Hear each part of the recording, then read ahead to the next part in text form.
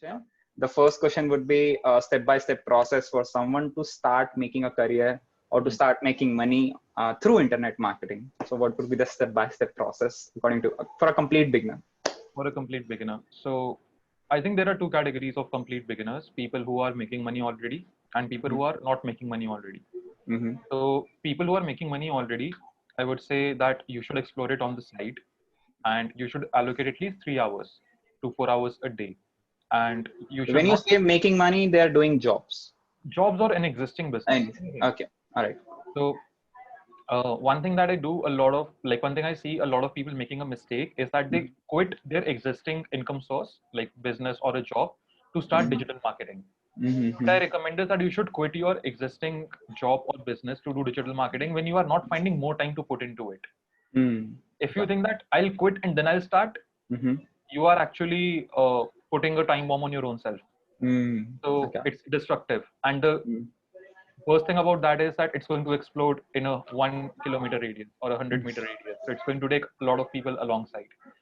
So that's for people who are making money. Now, for people who are not making money, I would say that you should put all of your time, like at least 8 to 10 hours in the beginning, to do this. And talking about the practical stuff, one thing I have seen, Ishan, is that even when you were saying I have a knack of Facebook and Instagram, I would say I have a knack of solving problems more than Facebook and Instagram. I'm always on the lookout of problems. So you need to understand how the world is working right now, and because you already have a very inclination towards these things, so I'm sure you would be able to connect. So when we talk about history, okay, when we talk about how world used to be like 10,000 years back, like civilization, the problems were very different. The problems of people were more about like expanding their kingdom, Survival. survival, building better infrastructure, Yeah. which they did. Like some of their infrastructure is better than ours. And then slowly, when it came to the like 100 BC, then the problems were different. Then until 1000 BC, the problems were different. Then around 1500 years, they were different. Right now, the biggest problem that we see right now is having more convenience. I think that's the biggest thing right Yeah. now. True. At the end of the, like, there are 4 or 5 basic things that if someone can understand that these are the basic core emotions we are at right now, they would be able to get a drift of digital marketing. So I consider these things as number one, more convenience or more comfort level. If you can do anything that can increase your comfort level, then it's a good thing. So best example is Urban Clap. Yeah. Now you don't even have to go to a salon Yeah. or Yeah. You doctor. don't like have to go out of the house, and times like this have completely shown that to us. Right. Or even now the medical labs like Dr.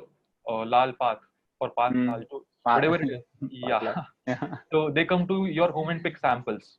So that is the first one. I would say Yeah. whenever you can make something more convenient for people, then you can think about, can I do this at a scale? For example, a lot of people are inclined towards getting a haircut. So even if you want, you can take it to a scale of millions. But there are some things that not everyone would want to do at home. Yeah. So you need to have that clear understanding that can I do this at a scale or not. So most of the people don't think about this in the beginning, and they realize it after getting a few sales. By that time, they're too attached to their idea. So the first component I would say is convenience. The second one is how can it increase somebody's social quotient. All right. So for example, all of us, we are image conscious people, like 99 at least 9 more times 9. So when fidget spinner came, that was the biggest example of being socially image conscious. Yes.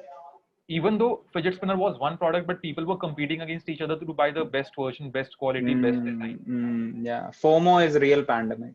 Yeah, FOMO is a real pandemic. That's a great way to say that. Yeah. So anything that can give people something that they can show off to other people, which is exclusive, is something that is always going to stay. So that is why we do print on demand apparel, like t-shirts and special designs on them, because these are unique. This gives someone that power that this is not available anywhere on the planet except on online store.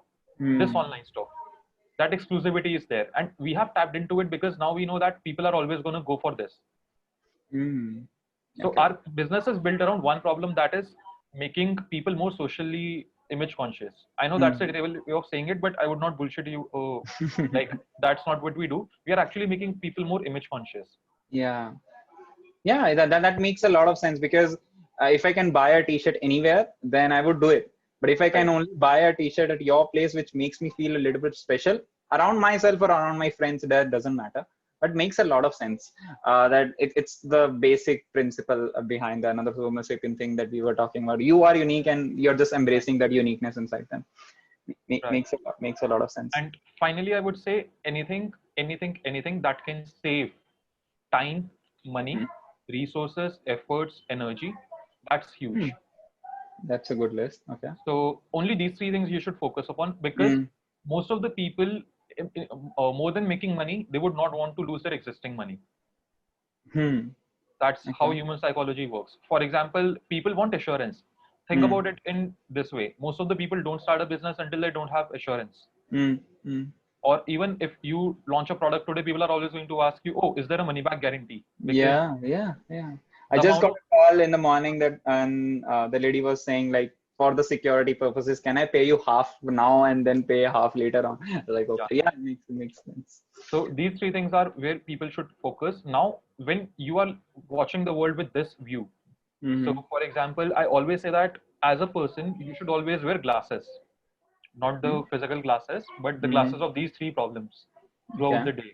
Okay. So whenever you are seeing something, think which glass is something which I can put right now and Mm. observe it. Mm. So that's how you are going to build a business, because even with digital marketing, most of the people think that niches like social media marketing, SEO, Mm. PPC, media buying, these are big niches. But I'll Mm. tell you something, Ishan, that in US, the top 50 most profitable niches and Mhm. services, there are only two services of digital marketing in the top 50 list. Okay. That is SEO and Mm-hmm. online reputation management. Okay. Makes a lot of sense. Traditional So, businesses are there in the first, like out of the 50, 48 are traditional businesses. Salons, nail polish, tattoo artist, brick and mortar basis. brick and mortar business. Absolutely. Mm. All right. Makes a lot of sense. Now, these are the, I would say, if I am looking at the digital marketing Yeah. era, or that we want to talk about from, let's say, 10,000 feet or 30,000 feet, I don't Right. know, from very above. So these are the concept we should be wearing these glasses. Now, for Right. someone who is a beginner who wants to start out, what would be, now this is the thought process that he would be gathering, hopefully, in his experience or her experience. But what are those things that he would be actually, he should be doing actually right now, according to you? Like, what is that one thing? Pick up that one thing, do it for 2 months, then do this, and like step by step process, as I told you, right? I would say be a great stalker. That's Okay. thing.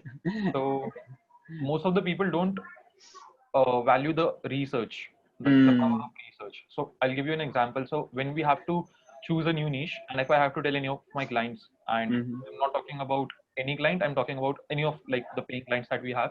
So the Mm-hmm. first thing that I tell them while they're choosing a niche is that go to 2comaclub.com, check out the Mm. niches in which people have already crossed 2 comma club, which means they have already generated sales of $1 million or Mm. 7.5 crore rupees. Mm. Mm. That is your proof of concept. Mm. Like Okay.